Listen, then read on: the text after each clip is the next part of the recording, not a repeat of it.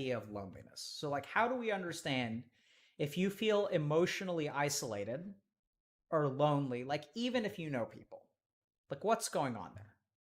The first thing to understand is if you're around people and you feel lonely, it's because the part of you that connects to them is not the real you. It's the mask that you put on. Right? That's why you feel disconnected, because there are all these people around, but they don't actually get to see the real you. They get to see a version of you.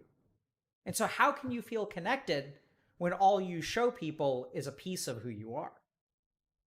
And so then that begets the question, why do we have masks on in the first place?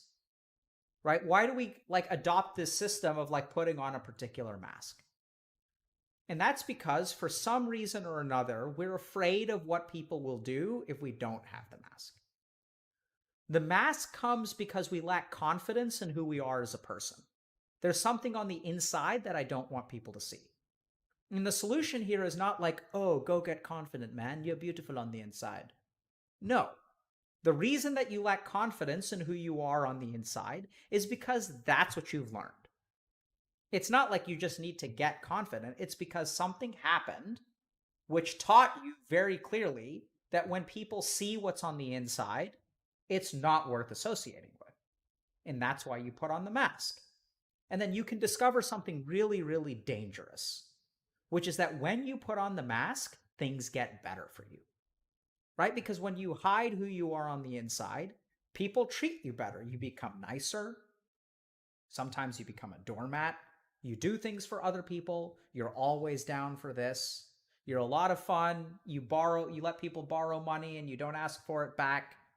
You become all kinds of things to make the world like you and to make the world an easier place to navigate. And then why would you want to be what you are on the inside where people like aren't your friend when you can be what they like and then they are your friend? And so we discover that the mask actually has a lot of value. It actually helps us move forward in a way that, being your authentic self doesn't. But even though it gives you kind of lots of friends and you can hang out with people and you get invited, how would you help high-achieving people like pre-meds, pre-law, pre-farm who struggle with self-worth? Is there a certain meditation you would describe? I got drunk with a lot of pre-meds a week ago and they were telling me stories of therapy, drugs, with not success they were happy with. They're struggling with their issues. Okay. So here's the thing. So a lot of times, I had a buddy who went to Harvard Law School. And I asked him, like, after his first semester at Harvard Law School, like, how he was enjoying it. And he actually said, like, it's kind of crappy.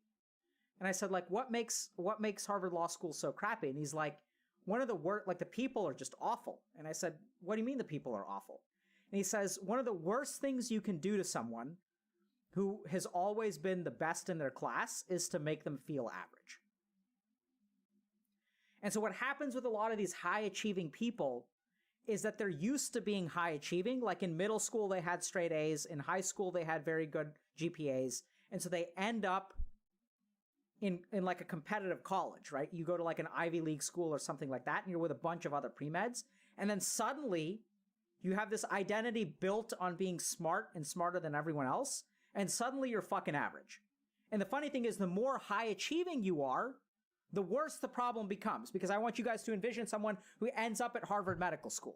So not only were they the top of their class in middle school, and then in high school, and then in college when they went to their Ivy League university, and then when they wind up, because you rise higher and higher and higher, and you're always the best, and then you end up at a place like HMS. And then suddenly you're fucking average. So you've been used to not being average for even longer, and it's become even a greater part of your identity. So the biggest problems you see in self-worth are with the people who are the highest achieving. The higher your achievement goes, the bigger the problem is with self-worth. It's that simple. Right? That simple. So what do you do about it? Well, that's a great question. So I think the best thing to do, a couple of things. One is to understand that a lot of people's identity is based on comparison. So your sense of self-worth is in reflection to the people around you. That needs to change. You need to start to have an identity that's based on yourself in isolation, not in relation to someone else. And if you think about people who are like falling behind, right? So a lot of people that I work with, a lot of people on Twitch, gamers, things like that, are upset because they're behind. So like I remember when I started medical school at the age of 27, which means that the people that I entered school with who were pre-med, like when we were 20, I had a group of people who were pre-med, right? My friends from pre-med classes. And then at 22, they graduate from college and they go to medical school and they finish medical school at 26. So I remember when I was 26 years old and they were moving on to residency and graduating, they would ask me, hey man, what are you up to nowadays? And when they're graduating from medical school, I would say, I'm applying to medical school. I didn't even tell them that because that's fucking, it's so shaming. 6 years ago, we were in the same shoes, and now I'm still applying to the school that you are graduating from. That's the comparative mindset. And then you feel shame, right? And so you just got to stop comparing yourself. There are meditation techniques around that. We'll do that today. Okay? Yeah, so then the second part of this question is that they were telling me stories of therapy, drugs, etc., that were not succeeding. Yeah, because like a drug is not going to fix that. You guys get that? Like if you're used to being the smartest kid in the room, and that's what your identity has been based on since you were the age of 10, and suddenly at the age of 22, the entire person that you are gets called into question because you're average, a medication is not going to fix that. It's just not going to fix it. So, like, a medication can help with some of the symptoms of that, but it's not going to fix it. So what you've got to do is give people a sense of worth or a sense of identity that is based on themselves as opposed to not on comparison. And if you can do that, they're going to be fine.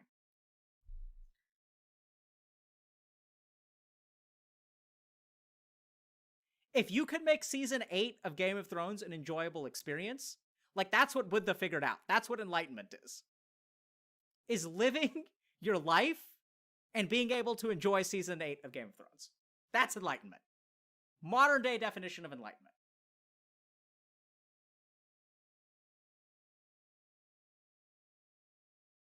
Okay, let's do this question about suicide. My question, I don't have thoughts of suicide, but my desire to live is really low. I don't want to die and my morals and ethics are really against suicide, but how do one distinguish between thoughts of not wanting to live and wanting to die? Don't worry, I'm not in danger of doing anything. I just don't want my perspective to change over time. I'm assuming that by your perspective to change over time, you mean you want to not start thinking about suicide as opposed to not wanting to live. I hope your perspective changes over time, but I hope what changes is your desire to live gets higher. So let me read this again. I don't have thoughts of suicide, but my desire to live is really low. I don't want to die, and my morals and ethics are really against suicide. But how does one distinguish between thoughts of not wanting to live and wanting to die? Fantastic question.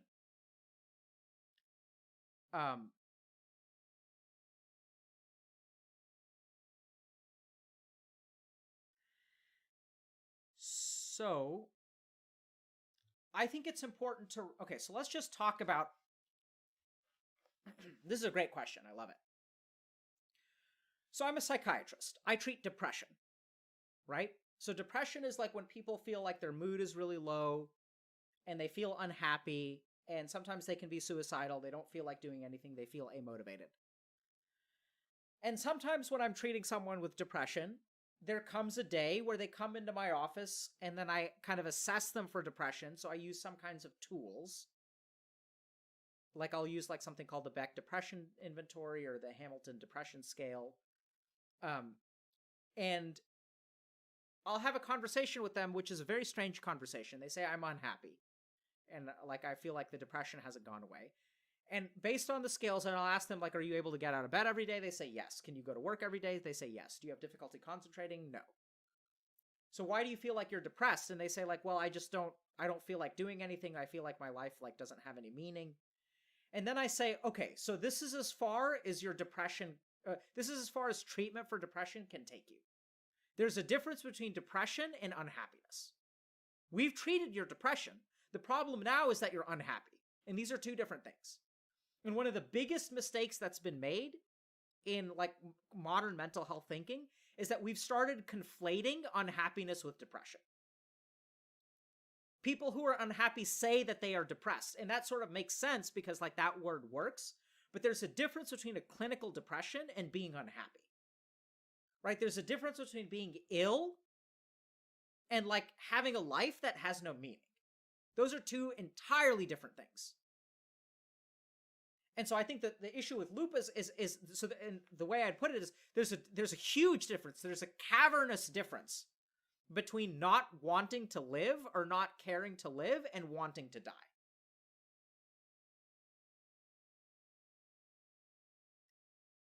And no. So you guys this is completely wrong. Depression equals over a longer time. No, what I'm saying is that the color and flavor, these are two entirely different things. It's like one is something you see and one is something you hear. Completely different spectrums. Not related at all. But unhappiness leads to depression, also untrue. Also untrue. So I'm defining things in a particular way. Oftentimes people who are depressed are also unhappy. But sometimes people who are depressed are content. So you guys have to understand that the axis of your mind is different from like the axis of your Atman or your true self. That there's a difference between pain and suffering. Does that make sense? Like suffering and pain are two different things. And so I think what lupus is dealing with is that they don't have a good reason to live because their life probably lacks meaning, which is absolutely a problem. But the solution to that problem is different from treating depression. Now, in this case, I would recommend that someone gets an evaluation for depression, right? Because like you should just get checked out for depression. But like, so now the question becomes, so a lot of people are thinking a little bit about, you know, what's the difference between these two? Can't they relate to each other? Sure, they can relate because everything can relate. We're a human being and the different parts of ourselves interact. But I'll give you guys an example. So this is the example that I always use when I talk about pain and suffering. So the first question is, what's the difference between pain and suffering? So, like, when I get a massage, sometimes technically I'm in pain, but it feels really good. I'm not suffering at all. It just feels really good. When I'm on call, like, that's painful. Like, it's painful to not sleep for 24 hours. But I feel fulfilled. Like, I feel like I'm doing good work and I don't suffer. Right? Even if we think about, like, physical pain, like, I got a flu shot the other day. Like, that was painful, but it didn't cause me suffering. So, Sanskrit is the best word to understand, best language to understand this. Buddha talked about something called dukh. Dukh means suffering. And what he said is that dukh is outside of the mind, actually. That within the mind we experience emotions, right? Like sadness. And then dukh is suffering. So I'll give you guys another example from my life. So my dad passed away several years ago. And I was sad and I was grieved, but like I was kind of also, you know, like I thought it was his time. And I understood that he had lived a full life. And am I still sad that he's not alive today? Yeah, but I'm not like, I don't suffer because of it. Right? It would be different if I lost my wife or lost my kids. Like then my suffering would be intense. Like there's a difference between sadness and suffering. Like there's a certain amount of peace that you can get. Like, sure, like of course I want my dad to be alive, but at the same time, you know, like he lived a life and like he was an awesome dad and I'm grateful for the person that he was. And it was his time to go and I can be okay with that. Right? Like if you think about a relationship where you're long distance with someone and you guys try things for 18 months and then the relationship, you guys just sort of mutually decide that it's like, it's too hard. We're just like, it's too much work and this relationship is not going in the right direction and we should break up.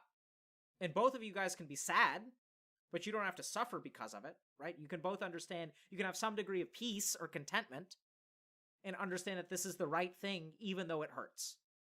Like a flu vaccine. So someone is asking, can pain is physical, suffering is mental? No. Right? So you can have mental pain too. So the source of suffering is attachment. It's not just an emotion, it's attachment. Right? So if we think about what about my dad's situation would have left me with more suffering is if I had like still wanted him to be alive. If I had felt like he hadn't lived a complete life. If I hadn't gotten from him everything that I really needed to. If I was still attached to him being alive, like the way that I am with, my family and my kids. Like I'm attached to them. I don't want them to go anywhere. Like I'm not at peace with that. So attachment is the root of suffering. Like for example, I'll give you guys just another example about dating and friendship, right? So if I want to like date someone, I can be attracted to them and I can ask them out and I can say, hey, do you want to go out on a date? Can I buy you dinner sometime? And they can say, no, I'm seeing someone, but thank you very much. I'm flattered.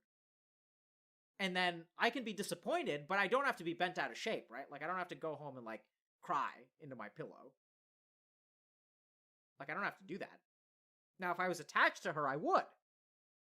If I had like built up this castle in my mind of like what our relationship was going to be like, this fantasy, and that we were going to go out and then she was going to be my waifu, and then we would get married, and then she would like we would spend Christmas like this, and she would make me like breakfast every morning, and then I would make her dinner every night.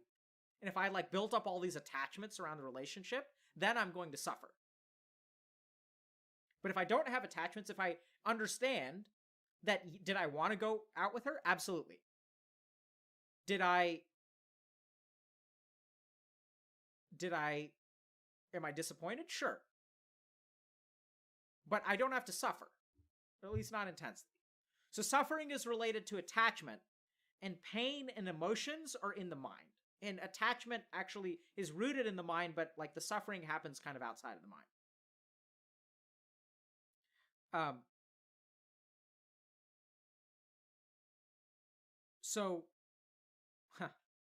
Yeah. So couple of points, okay? So depression and unhappiness can be related. But I think the main question here, how do you know if you're, so many good questions. Okay. Well, I'm going to stick with Lupus's questions, okay? How do you end suffering or change it to pain if it makes sense? It does make sense. So the first thing to understand is that like you can't avoid pain in life, right? There's going to be disappointment, there's going to be sadness, there's going to be grief. You can, however, do something about suffering. So suffering is about attachment. And so the way to end your suffering is to cultivate something called vairagya, which means detachment. So to be detached from the outcomes of your actions. And the most important source of attachment for most people that I work with is specifically with the outcomes of their actions. So there's a big difference between wanting to ask a girl out and wanting her to say yes, and having an expectation or hope or fantasy that's based on that. Like, and if you guys, I use this because, I use the relationship example because I think it's like a raw example that a lot of people can relate to because it really captures this idea. There are other examples. Like, let's talk about a promotion, right? I can want a promotion, but I can also get like really caught up in it.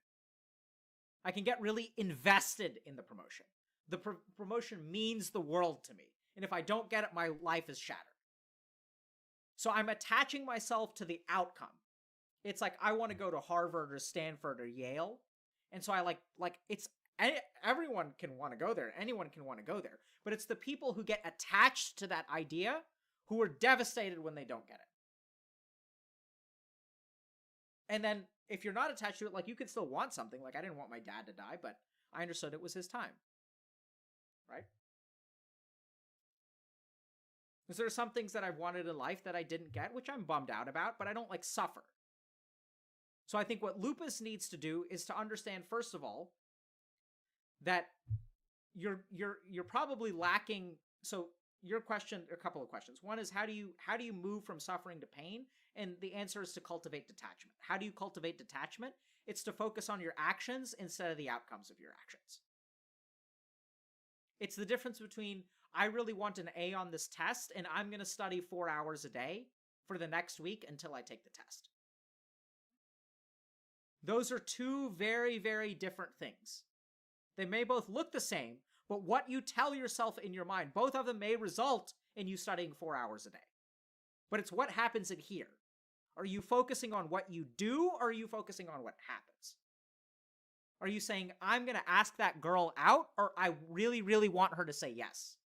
There's a difference between I like that girl, I'd love to go on a date with her, and I really, really, really want her to be my girlfriend. She's the one. She's the one. Right? That's attachment. You guys see the difference between that? Like, I really like her. She's cool. I'd love to go out with her. And she's the one. She's the one. I know she's the one. Like, she's the one. That's attachment. So if you're suffering in life, chances are the source of your suffering is something related to attachment. Another good question. Wouldn't being detached make one feel numb all the time? No. In fact, the exact opposite. If you live a detached life, you feel more fulfilled. Right? Because think about this for a second. If I really want to go out with her, and let's just play this tape through to the end. Yeah, I know, Lupus. So I'm tempted to say, if you, like, we're going to switch to meditation, but you should come on stream, or if you want to hop on Discord, we can talk now. But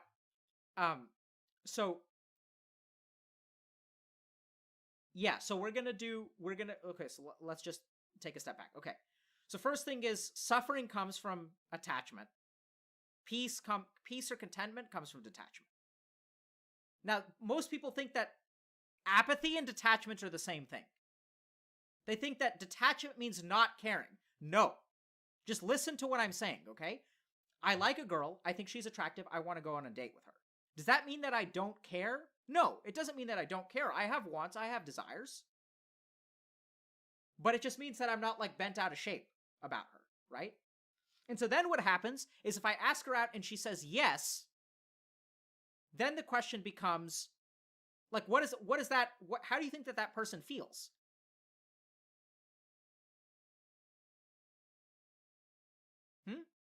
How does that person feel?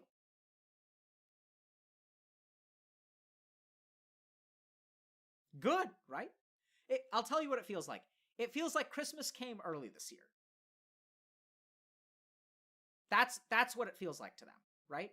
It's like, yeah, she said yes, right? And that's different from if the attached person, if she says yes and the person is obsessed with her, he actually doesn't even feel great.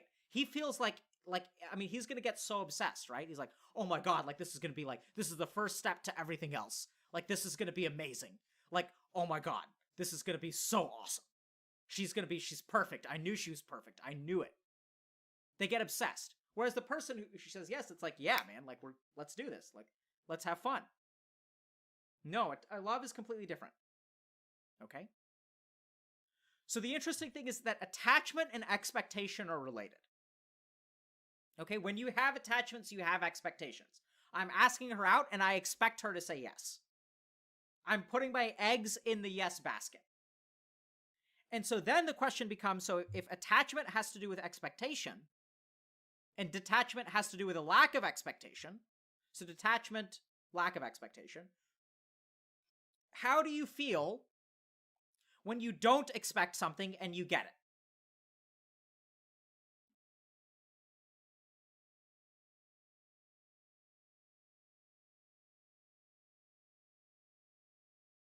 Absolutely, right? So, like, buying the lottery ticket and winning the lottery, you would feel amazing. No question. Not buying a lottery ticket and finding a winning lottery ticket in your pocket would feel even better. Right? Like, it's crazy. So this is where okay, so we're going to talk about meditation. And so, like, I want you guys to do something for me. So what I want you to do, and we'll get to lupus in a second, okay? So what I want you guys to do is pay attention to which moments of the week between now and next week. So let's do another Discord set of, like, write a paragraph to a page about which moments were you the most happy. Like, try to find a moment of pure happiness. Like, it doesn't have to be a big happiness, but just, like, the purest, like, the most untainted moment of happiness. So when I say most happy, it implies, like, something big has to happen. I'm not talking about the size of the happiness. I'm talking about the purity of the happiness. So when is like a moment that you just like, when are the purest moments of happiness in your week? And where are the purest moments of suffering in your week? And really describe them. Describe the scenario. And then see if there's any relationship between the existence of an expectation and that happiness or disappointment. You have to catch yourself, right? You have to pay attention because it's going to be tiny, tiny things. Tiny, tiny, tiny things. So I'll tell you guys what it is for me. Which is like, I solicit hugs and kisses from my 2 daughters all the time. I solicit them. I ask for them. And then if I don't get them, I'm bummed out. If I do get them, I'm happy. But there are some times where I'm just sitting there, I'm not doing anything, I'm like cooking or something like that. And one of my kids walks around and is like, Daddy, I want to give you a hug. And then they give me like this really, really great hug. And in that moment, I feel in pure bliss. Right? That's pure bliss. That's pure happiness. And I mean, don't get me wrong, it feels great when like I need a hug and they give me a hug. Right? Yeah, oxytocin. Right? And so like you guys are talking about Game of Thrones, so like I'm gonna just drive this home, okay? So Game of Thrones, if you guys want to rewatch season 8, do you think if you watch it the second time around, you're gonna enjoy it less or more?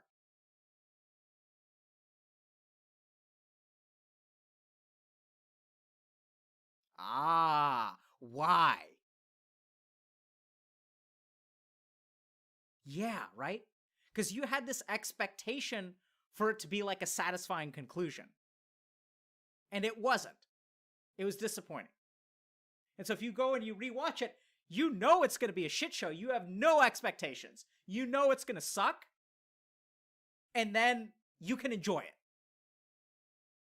You can just like look for all the glaring potholes. And you can laugh at each one. And so just think about this. If you could make season 8 of Game of Thrones an enjoyable experience, like that's what Buddha figured out. That's what enlightenment is living your life and being able to enjoy season 8 of Game of Thrones. That's enlightenment. Modern day definition of enlightenment. And this is what I'm telling you guys. If I can go from there to being faculty at Harvard fucking medical school, you can too.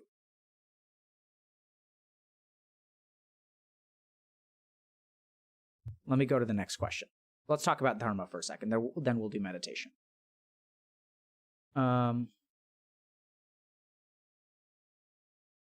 Hey, Dr. K, I know that you advocate for finding your calling, Dharma in life, but I feel like I'm having a hard time pinning that down. My question is, what kinds of specific things can be done to find that calling?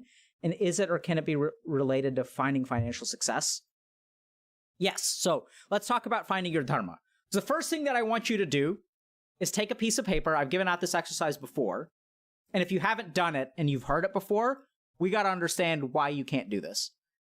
And write a page about what you think is wrong with the world. Just write a page about what you think is wrong with the world. And then like all kinds of thoughts are going to pop into your head. Like, oh, like the list will be never ending. Like, oh, I could write about this, or I could write about this, or I could write about this. That's why you need to sit down and actually write a page about the world, or what's wrong with the world. Because when you sit down and you actually write a page, then you'll see what comes out. And then this is really important. So we have 2 modes of thinking. We have our creative mind and we have our analytical mind. And so one of the biggest struggles if you're a writer is that like when you sit down and write, you sort of edit what you're writing all the time. And that can make it hard to write. Like the sentence doesn't feel right. And so one of the biggest things that writers need to learn how to do is shut off their editor. So you have like an author and you have like an artist and you have an editor in your head. And in learning how to write, what you've got to do is like separate the artist from the editor. And what gamers do is they confuse, they're always in editor mode because their analytical mind is really strong. And so they never get to exercise their creative mind, which is why you all end up on Twitch, because y'all are really good at analyzing and commenting and really bad at doing. And And so they never get to exercise their mode because they're and what gamers do is they confuse, they're always in editor mode because their analytical mind is really strong. And so they never get to exercise their creative mind, which is why you all end up on Twitch, because y'all are really good at analyzing and commenting and really bad at doing. And why is that? It's because your author, your creative mind, your artistic mind has become dead. Because video games don't train that mind at all. They just train your analytical mind. Because video games don't need you to create anything. Video games are all about analysis and like following the script that you're given. It's all about responding to external things.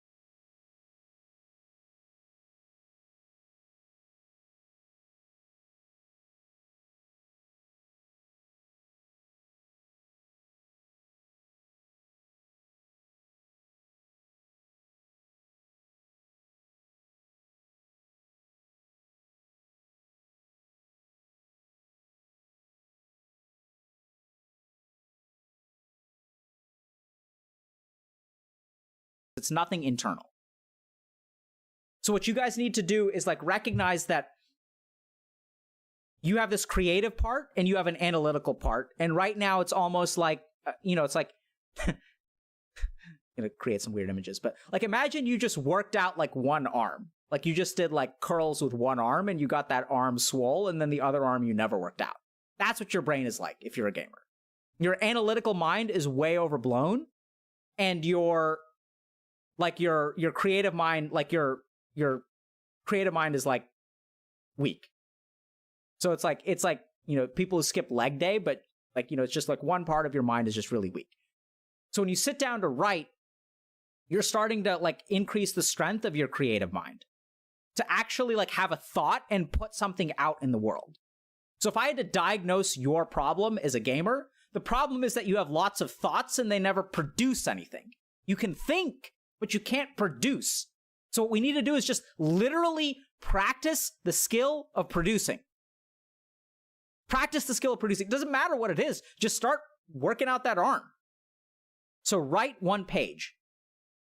Generate. Absolutely. Just generate something. The only thing you guys are good at generating is semen and shit. That's all you guys can produce. Produce something. Doesn't matter. Create something. Write a page. That's what you should do. Just write something. And in the realm, so this is fascinating because even like in yogic texts, there's this idea that there are two things in life that require manifestation. You need energy and intention. So this is like Shiva is the principle of like consciousness or intention. And Shakti is Shiva's consort. So there's like a male god and his wife is the female god. And Shakti means energy. And so if you want to accomplish anything in this world, you need to combine intention with energy. And the way that I view that is the analytical mind and the creative mind. And you guys all have a really good analytical mind. You have a very good Shiva, but your Shakti is very weak. Your energy is very weak. The interesting thing is that in the Hindu tradition, Shiva is male and Shakti is female. So I see this problem more with men than women. And so start by just writing a page about what's wrong with the world. And if you haven't done it yet, so like show of hands, like who's actually done this? Right?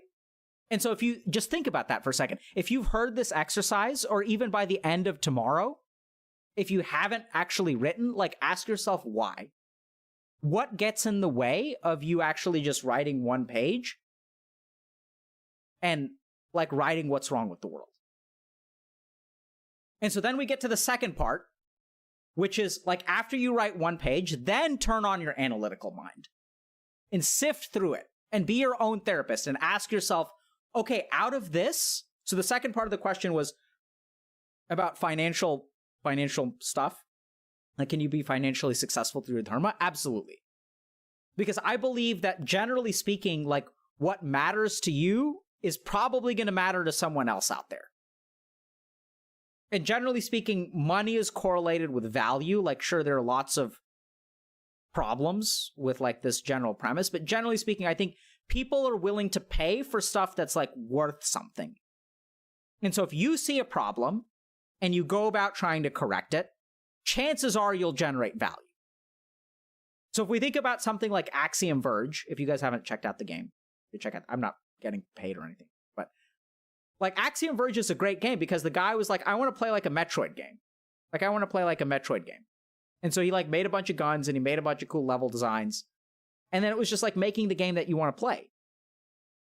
And if we think about successful authors, like successful authors write the book that they want to read because they say like, okay, there's no book on the market that scratches my itch for this kind of thing. Like this, I think it would be really cool if there was like, you know, a book about this.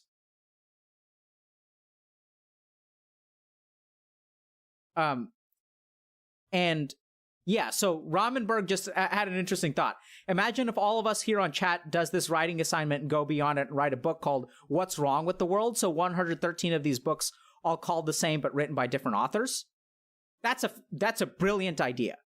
So I think what you guys should do is write a page and then let's coalesce it and publish it as an ebook. And let's see what happens.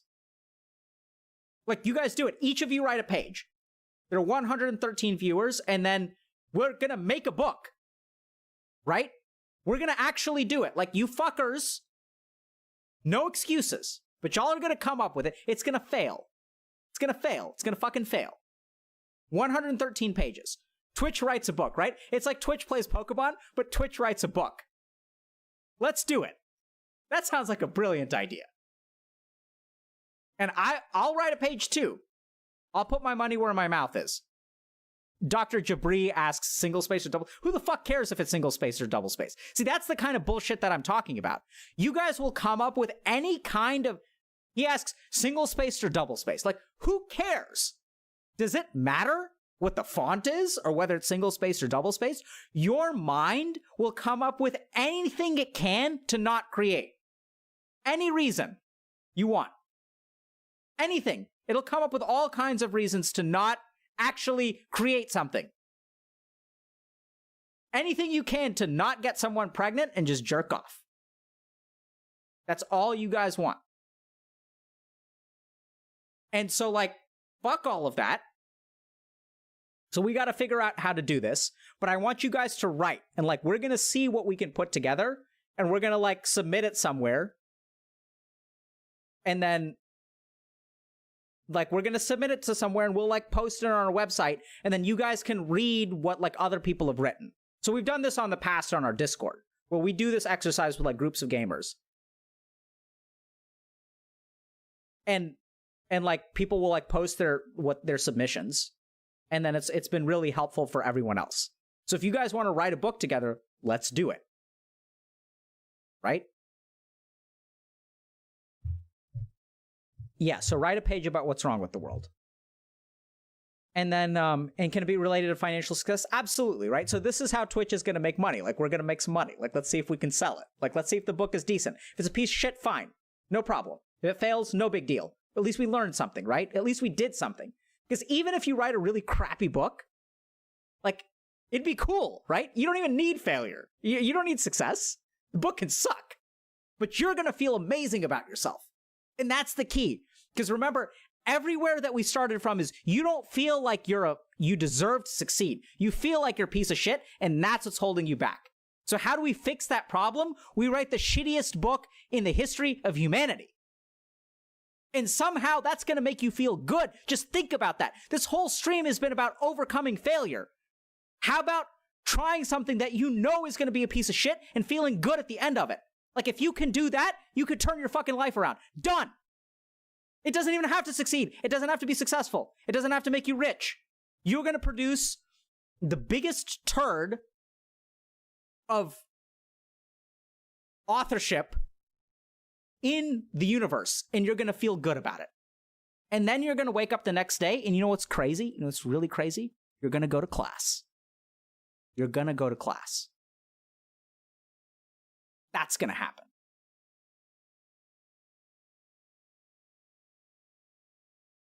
Yeah, so we got to figure out. So I don't know if Kanga's still around. Kanga, how can these guys submit something? We got to figure that out. Okay. So let's talk about Dharma for a second.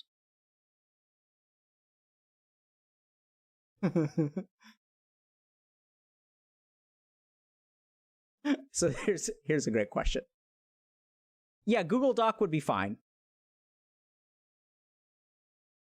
So Dank Moses is going to help us figure out how to do this.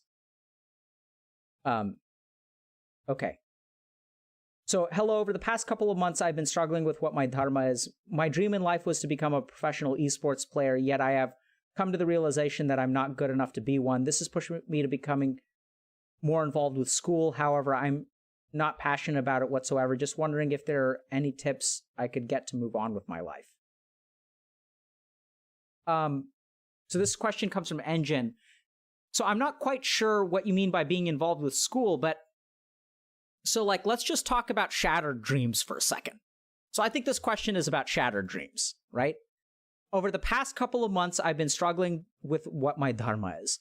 My dream in life was to become a professional esports player, yet I have come to the realization that I'm not good enough to be one. Perfect, right? So we can start there. This is what we've been talking about. In the roguelike, you are thinking like, oh, I want to be a mage and I want to find a fireball spell because I want to be a fire mage. But you roll up your roguelike and there are no fire spells to be found.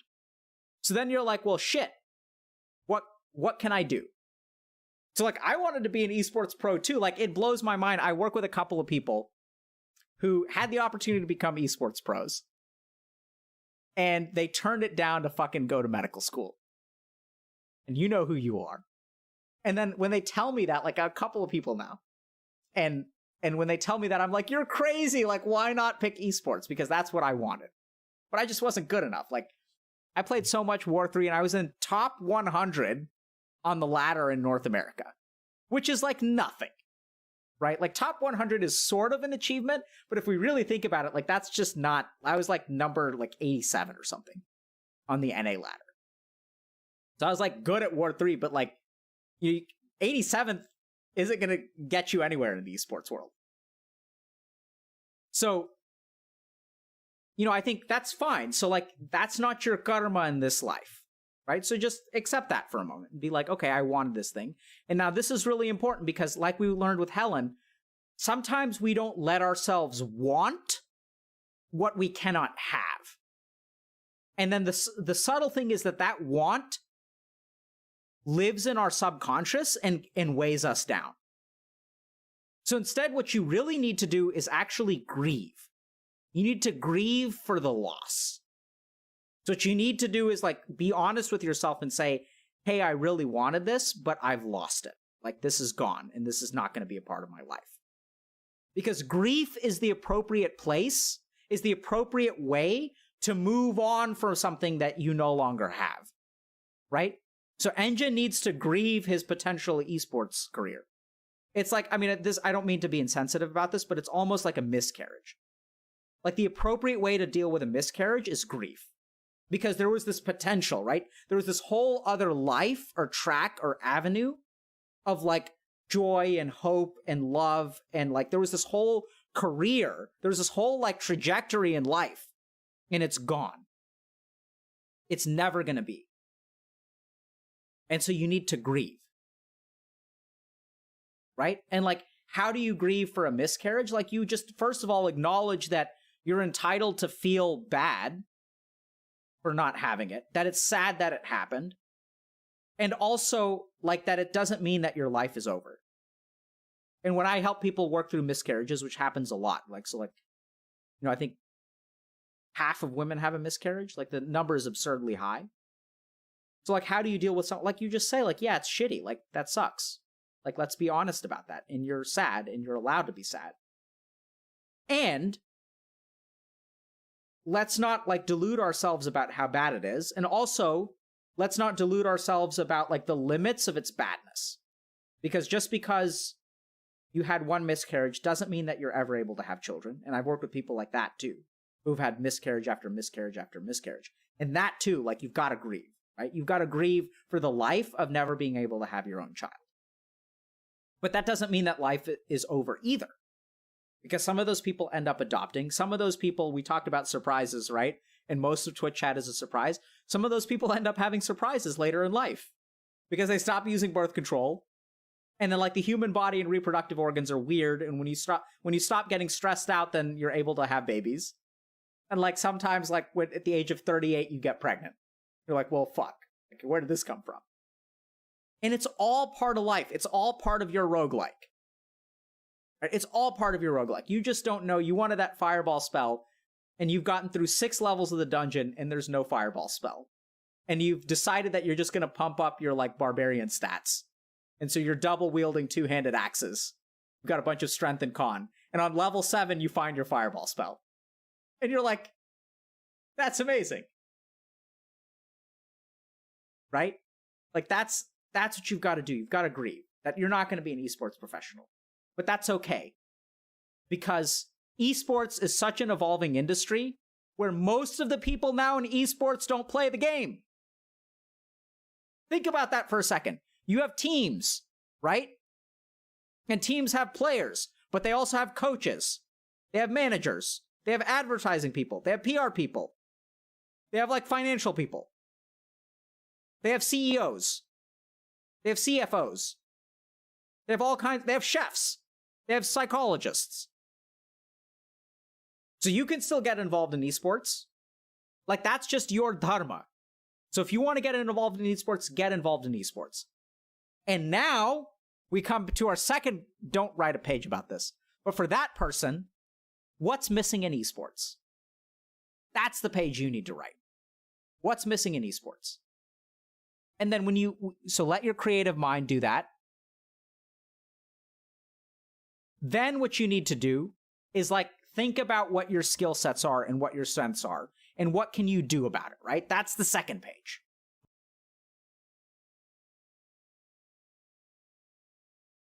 And if there is one thing that I think is responsible for the most change in meditation that I've seen, it is the development of a one-pointed mind.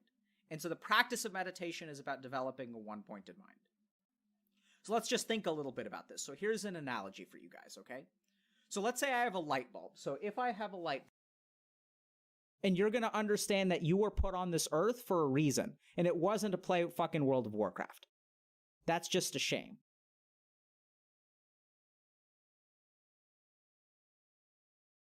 Okay. So can you tell me, what should I call you, first of all?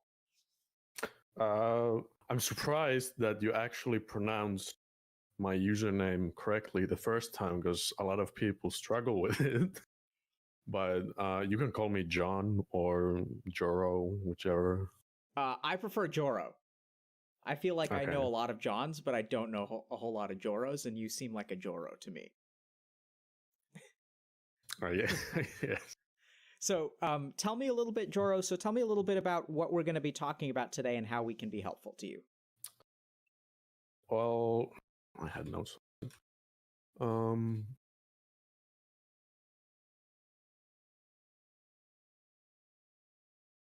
I guess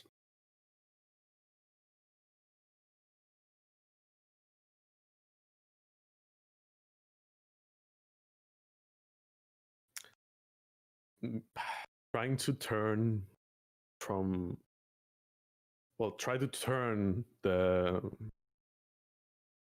computer addiction maybe to like more useful, like turn gaming and aimless browsing to something else, because all my interests are basically on the computer anyway. Okay. And because I have a lot of things available, I have my exercise bike right there, and like all kinds of things are like within 100-meter radius. So like what's in 100-meter radius? We got a really nice like outdoors running like track that goes through like a 2-kilometer radius in the woods. Okay. We got like what would it be called? Like not an outdoor swimming pool, but like an indoor one. Okay. Who's we? There's like, well, my family. Okay. Like where I live. Okay. So you live with family? Yeah. Who lives with you at home? My parents. Okay. And okay. So you have a lot of stuff available to you, but you don't seem to take advantage of it. Yes. And what I'm hearing from you is that you'd like to understand why that is and maybe start changing that. Yeah. Okay. Let's go with that. Okay. You say, let's go with that. Is that what you were actually looking for? Or is there something else? Yes. Yes to the first part. Okay. Anything else?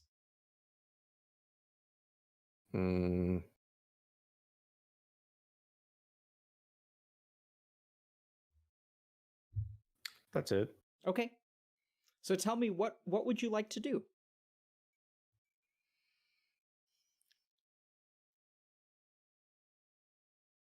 Like how, like concretely, or like current moment, or like what do I want to be in the future? Let's do all three.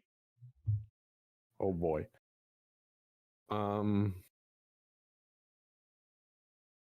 I always wanted to be good at something. Absolutely. I also want to feel fulfilled, which I haven't had in a long time.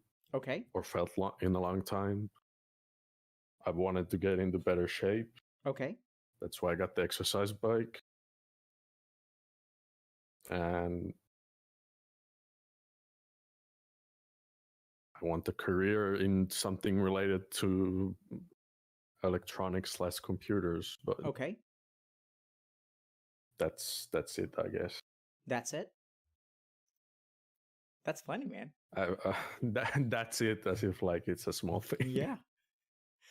Yeah. So what's getting in the way of you accomplishing all of those things? Me? That's a very Zen answer. What does that mean? I mean,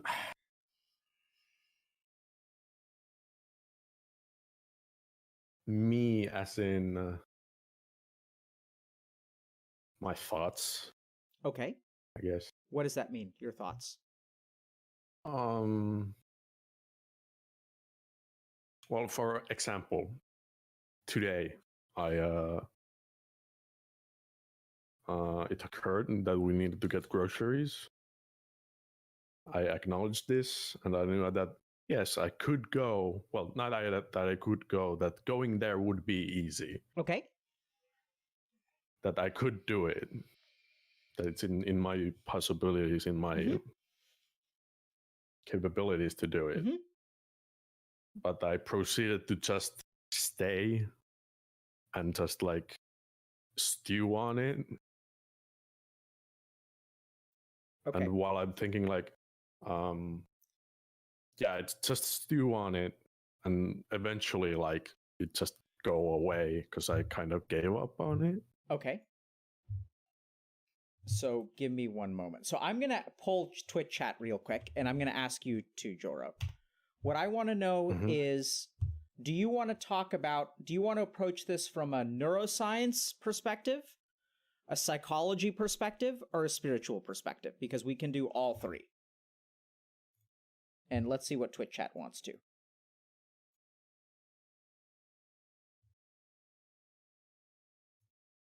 What do you think, Joro? What do you want?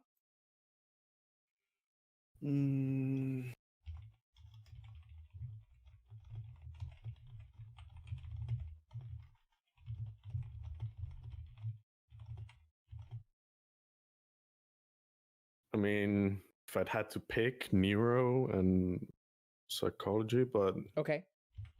I'm I'm fine with all. Okay. So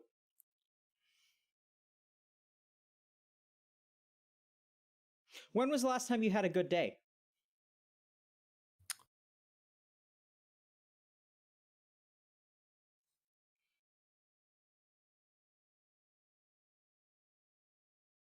A good day.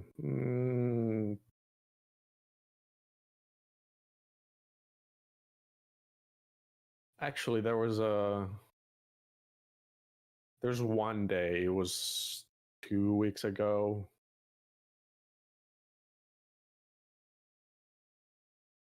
It was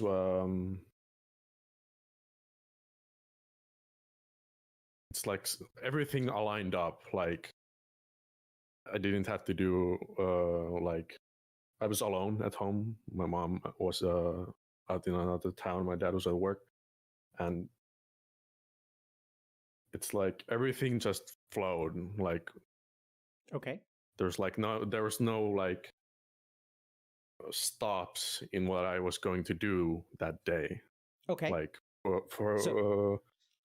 very, very important observation, right? So what you're saying is that you went from the first productive thing to the second productive thing to the third productive thing to the fourth productive thing.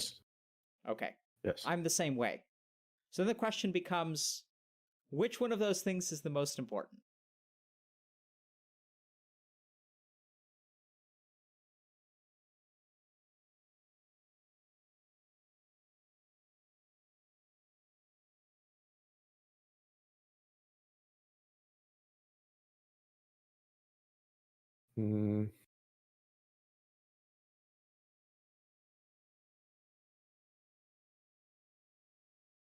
What do you think? Do you understand my question? I think I might have forgot what I said. Okay.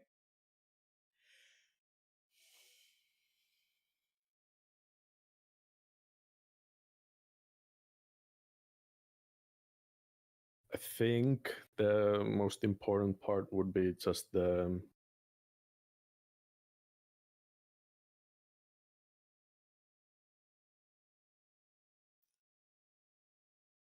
like that there's no interruptions in it. Okay. Like excellent, right? So when is the most critical interruption? I know it's kind of a weird question. Pardon? Huh? Pardon? So like, it's sort of a read my mind question. So I think like the first thing that I want you to think of is when you wake up in the morning, that's the most important interruption. Right? So you're kind of like the first thing that you do in the day is going to set the tone for the remainder of your day. Right? Because you're saying that like once you did one, like if you've done nothing and you try to do something, that's really hard. Yeah. If you've done something, is it easier or harder to do something else? Easier. Absolutely, right? So like if you've done two things, is it easy or hard to do the third thing? Easier most of the time. Most of the time, right? So if we think about the fourth thing, like at some point we're going to hit some kind of limit and we'll understand what that is. We're like the 10th thing may be hard, the 11th thing may be really hard, the 12th thing may be really hard. Yeah. But the second thing is easier than the first one. The third one is maybe about as easy as the second one. Does that make sense? Yes. So like, which one is the critical thing? The first one. Absolutely. So I don't want you to think about your inability to do so. When you look at your life, you think about, okay, like I am unable to do 10 things today. I can't exercise on the bike. I don't use the walking path. We talked some about career and things like that. And so what happens at the end of the day, like you feel bad about yourself because you fucked up 10 things. There were 1,000 things you didn't do. First thing you need to understand is that you have one battle to win every day. That battle is the first one. So like if we look at strategically the days that you've done a good job, like what was it? It's just somehow you magically, so we're going to forget about 2, 3, 4, 5, 6, 7, 8, 9, and 10. Yeah. Something magical happened that allowed you to do the first thing. And the cool thing is like once you do the first thing, it becomes easier to do number 2, 3, and 4. So what we're going to try to figure out is how can we structure your life so that like doing stuff is easy for you instead of doing stuff is hard for you. Does that make sense? Yeah. What I want to start to get into now is like, what is the difference? We're going to define a couple of terms, okay? Okay. What is motivation?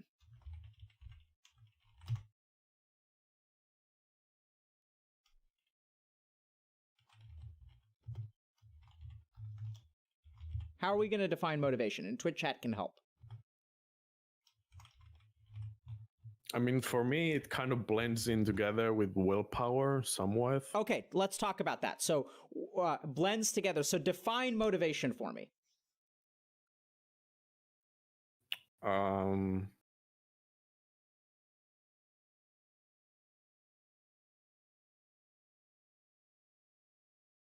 Okay, so Feral Cat is saying, what keeps you doing tasks even if you don't want to but need to?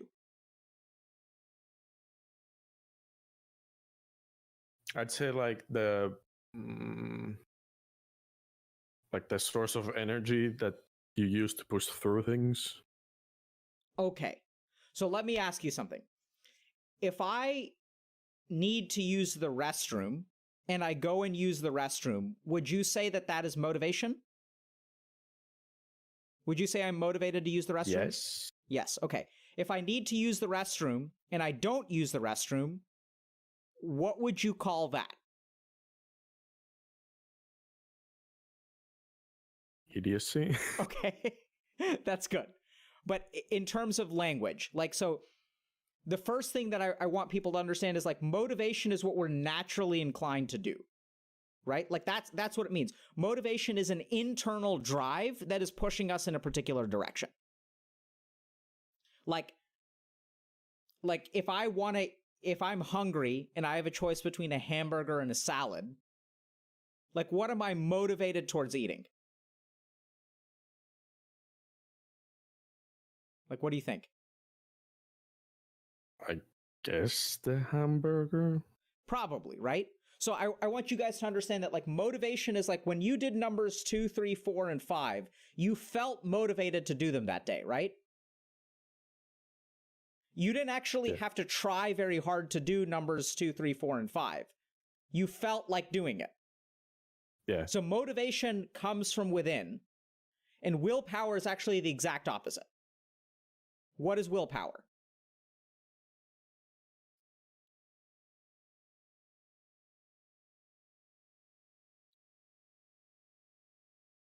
Conscious effort? Conscious effort, yes. To do what? To do the thing you weren't motivated to do? Absolutely. Right? So now we've got a couple of different options. We can increase your willpower, or we can cultivate your motivation. Those are two different things. Do you understand that, Joro? Yeah. What are you thinking? You look like you're thinking a lot. Yeah. I'm thinking which one is more beneficial. Yeah, so we'll get to that, right? Which one do you think is more beneficial?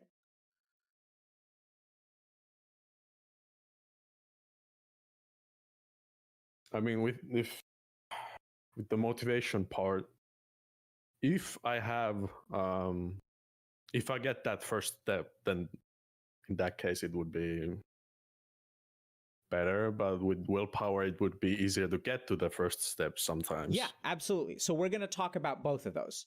Now we're going to talk about a couple of other things. What is discipline?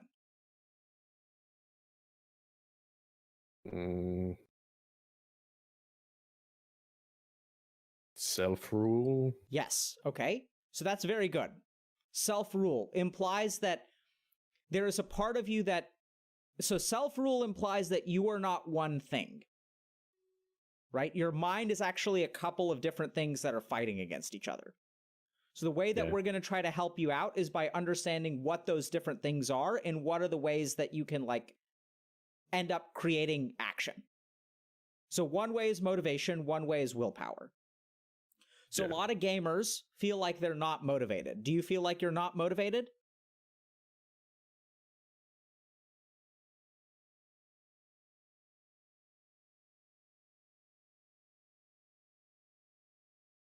Well, the first thing that came to mind is yes.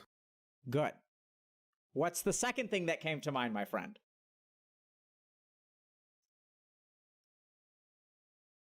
Kind of. So it's like first thing I thought was yes, but then it started to like Okay. Am I? So let's think about this for a second. When you had this thought that like you need to get groceries from the grocery store, you call that a lack of motivation, right? Mhm. What do you do instead? Stay at home. Yeah, and do what? Be specific. Oh. Stay on the computer. Yep. And do what on the computer? Play a video game, watch YouTube, what is it? Kind of all. Okay.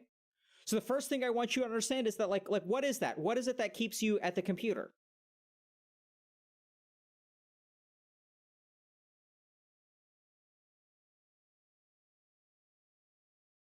Keeps me. Yeah. Is it motivation? Is it discipline? Is it willpower? Is it laziness?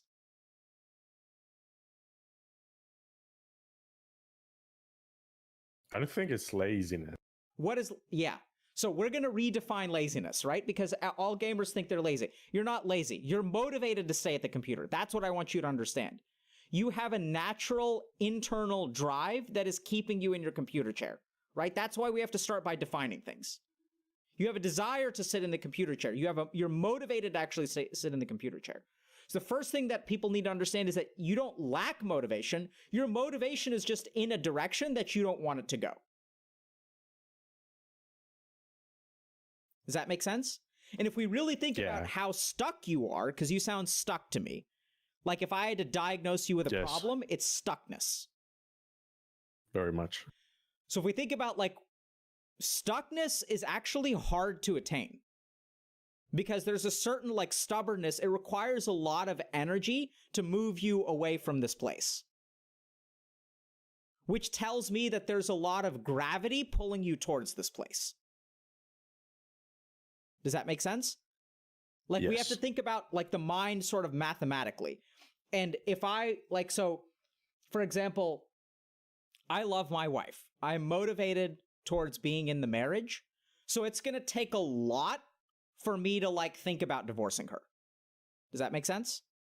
Yes. Like the harder it is to pull you away from something, the more motivated you are towards it. So the first thing we've got to understand is that like, it's not that you're lazy. It's actually that some part of you is highly motivated to stay where you are right now. And until we like understand and realize what that is and how it works, it's going to be really hard to move forward. You can use willpower. And by the way, I would define discipline is a consistent use of willpower over time. Does that make sense? Yeah. Okay, what's a habit?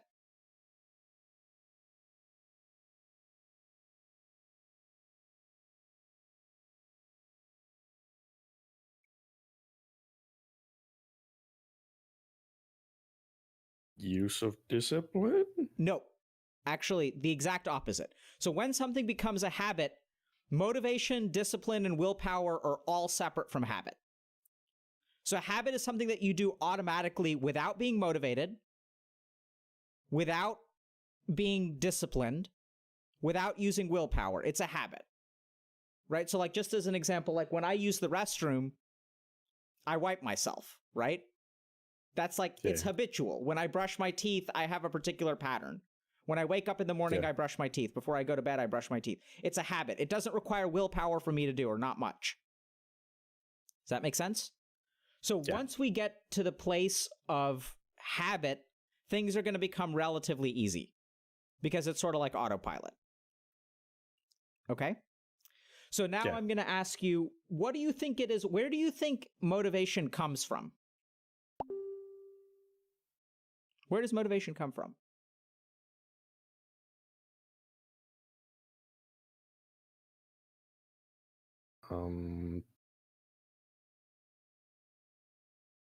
Through the need of something.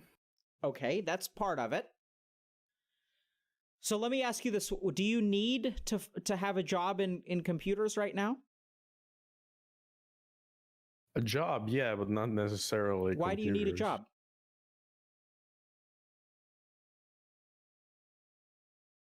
I'd rather have a job and get disposable income. Okay. And eventually move out, but that's a long way ahead. So hold on. Let me understand. You'd rather have a job, but does that mean you need a job? Well, no. Okay. I mean, yes. Hold on. Let's think about this for a second. Do you need a job?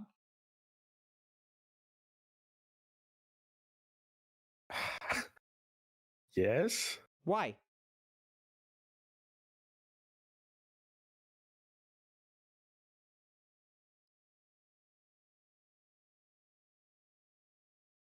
What's going to change tomorrow if you have a job? Depending on the job, I might have a type of routine. So what's the consequence tomorrow if you don't have a job? That I don't have a job. Yeah. Okay, so that's like, so we're going to replace the word job with the word yacht. You know what a yacht is? Yes. Okay. I need a yacht. Do you agree or disagree? Yes. I agree. I need a yacht? I need a yacht the way that you need a job, which means that I'd rather have a yacht than not have a yacht. The consequence for me not having a yacht tomorrow is that I don't have a yacht. Right? Do you have a place to sleep tomorrow if you don't have a job? Yeah. Do you have food to eat tomorrow if you don't have a job? Yeah. You have something to occupy your time that you find mentally engaging if you don't have a job? Yeah. Why do you need a job? I'm confused.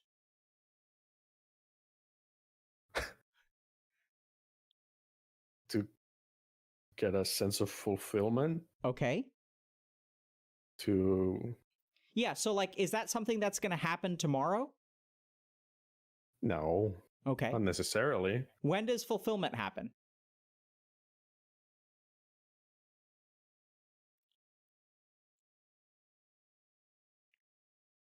Sometimes when I do things. Okay. Right? So I want you to understand what's going on in your brain, Joro. Your brain is way smarter than you are. Your brain recognizes what you need, right? Your brain says, hey, buddy, we need some food right now. Our blood sugar is low. Why don't you go eat something? Hey, buddy, we need a toilet right now. We have a bladder full of urine. Let's go take a piss. Your brain is telling you, hey, buddy, we don't need a job because we have everything that we need right here. What do we need? Nothing. You don't need a job.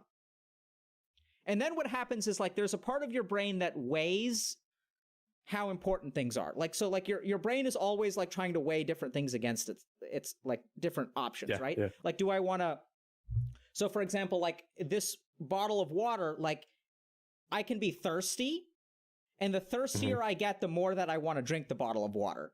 If the bottle of water is outside of my room, I'm going to have to be thirstier for me to walk outside and get my bottle. Does that make sense? Like it Availability. Exactly, availability, right? So like when we think about behavior and motivation, the availability of things, the internal drive towards things, and the expected reward all factor into whether I do something or I don't do something. Yeah. Like if I walked outside and I didn't know where to find water, like I'm not going to go down the street and start knocking on random people's houses and ask them for a glass of water. Why not? Because the expected reward is really low. Right? Like it's stupid. Like there is no reason why I would walk down the street and ask random people for glasses of water, because the expected reward is like so hard to fathom. Does that make sense? Yeah. Yeah. So what do you think the expected reward of finding fulfillment is? Like, how do you think your brain computes that?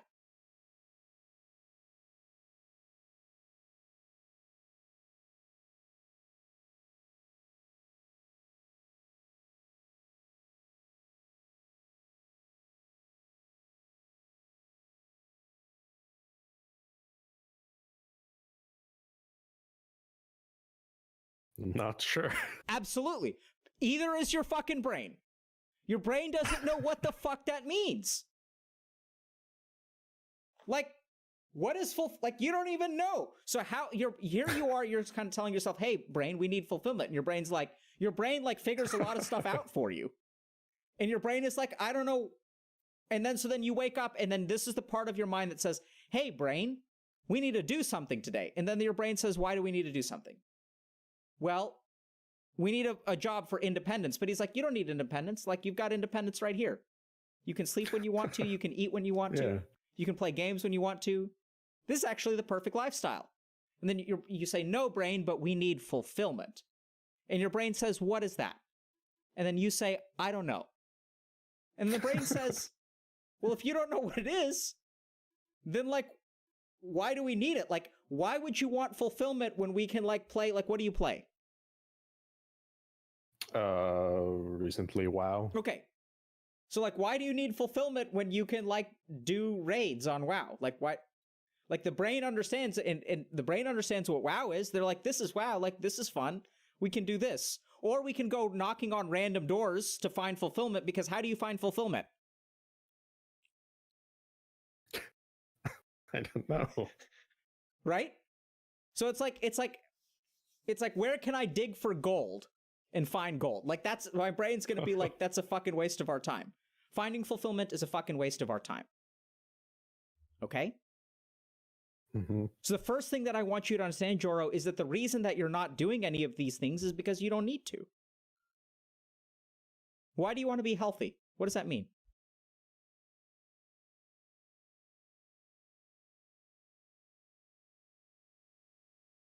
To feel better. Do you feel bad? Feel better about myself. I mean, not all the time. Yeah, right? So your brain is like, you start feeling bad, and then you tell your brain, you're like, hey, brain, we need to go exercise so that we can feel good about ourselves.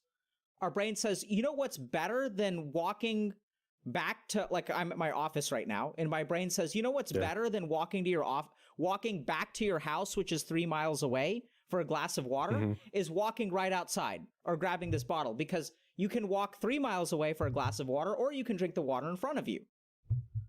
So you tell your brain, I want to exercise. And the brain says, why should you do all that effort to feel better when I can make you feel better playing WoW? Like, why do you, like, you can just play WoW. And like, if you get that rogue dagger that you want, you're going to feel great. Your brain is like, that's true. why? I don't understand why you're trying to make my life hard. That's what your brain is saying.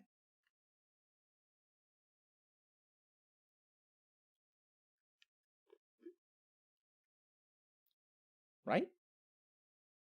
Yeah. What do you need? What are you motivated towards?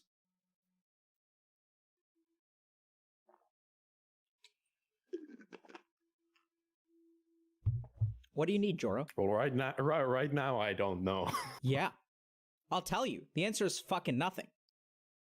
You don't need anything. What are you going to eat tonight?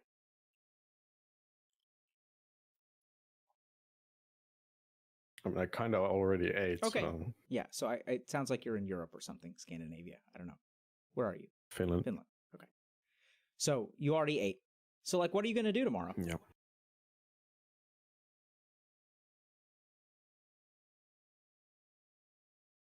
Wake up, eat, do the dishes, and then come here. Yeah, okay. Why do you do the dishes? Because I try to. Okay, now we're getting somewhere, right? Because for a moment Yeah. I got excited because I thought maybe if you didn't do the dishes, no one would. And that's why we see why you do the dishes. But it sounds like someone does the dishes if you don't do them. That's correct. Right? And that's why you try to do the dishes. You try.